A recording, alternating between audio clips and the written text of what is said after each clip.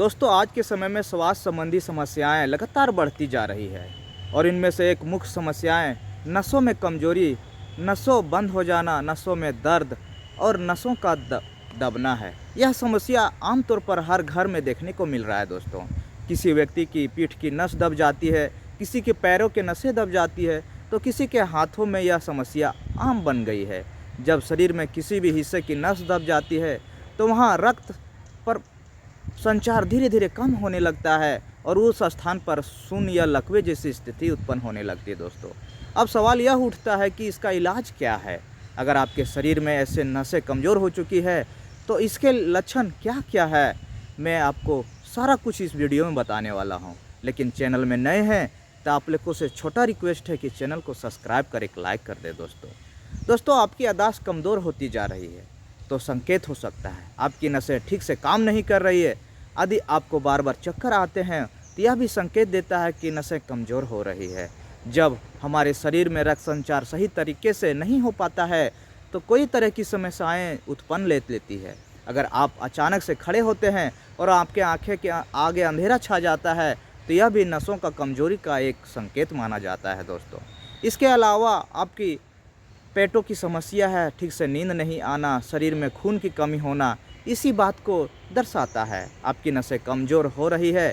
आप जानते हैं कि नसों के कमज़ोर होने के पीछे क्या कारण होते हैं, इस समस्या के पीछे क्या रूप ले लेता है। इसमें से 3 कारण हो सकते हैं दोस्तों। इन तीनों कारणों को सही तरीके से संतुलित कर लिया जाए तो नसों की कमज़ोरी अपने आप दूर हो सकती है।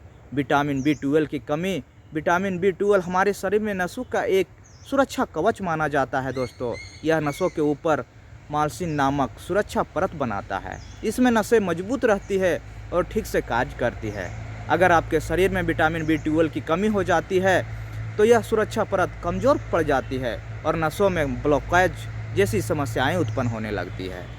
जिसमें पोटेशियम की कमी भी, पोटेशियम शरीर में रक्त संचार को पहुंचाने में बहुत मदद करता है। इसकी कमी होने पर नसों की संवेदनशीलता कम होने लगती है, जिससे कमजोरी और दर्द शरीर में महसूस होने लगता है।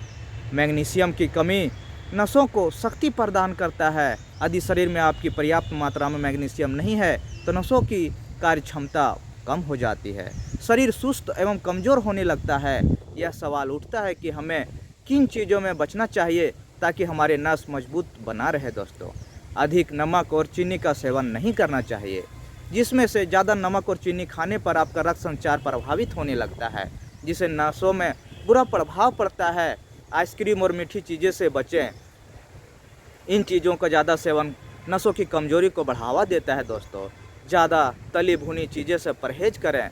रिफाइंड ऑयल, जंक फूड से पाचन तंत्र कमज़ोर हो जाता है, जिससे ज़रूरी पोषक तत्व पूरे शरीर में अवशोषित नहीं कर पाते हैं नसें, जिसके कारण नसें कमज़ोर होने लगते हैं। अब जानते हैं कि नसें की कमज़ोरी को दूर करने के लिए हमें क्या क्या खाना चाहिए, इसका क्या उपाय है। जिसमें हरी पत्तेदार सब्जियां खाएं। पत्तेदार सब्जियों में विटामिन B12 भारी मात्रा में मौजूद होता है और मैग्नीशियम भरपूर मात्रा में होते हैं दोस्तों, जो नसों की मजबूती प्रदान करते हैं। और ओमेगा फैटी एसिड युक्त आहार में अखरोट, अलसी और मछली में ओमेगा फैट मात्रा में पाया जाता है। अब नसों को मजबूत बनाने में बहुत फ़ायदेमंद होता है।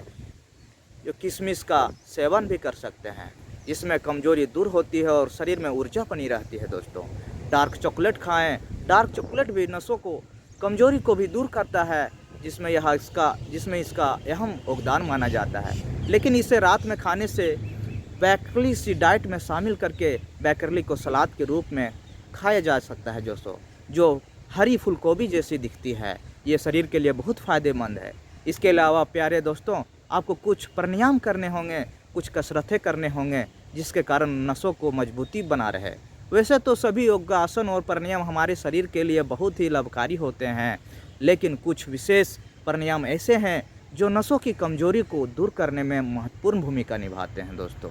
इनमें से सबसे पहला प्राणायाम जो माना जाता है भार्मिक और दूसरा अनुलोभन प्राणायाम है। यह दोनों ही प्राणायाम प्रतिदिन करने से नसों की कमज़ोरी को मजबूती प्रदान करती है, जिससे शरीर अधिक ऊर्जा महसूस करती है। अब बात करते हैं उस उपचार की जिसमें नसों की कमजोरी को दूर किया जा सकता है दोस्तों, और शरीर में विटामिन B12 और कमजोरी को दूर कर सकता है।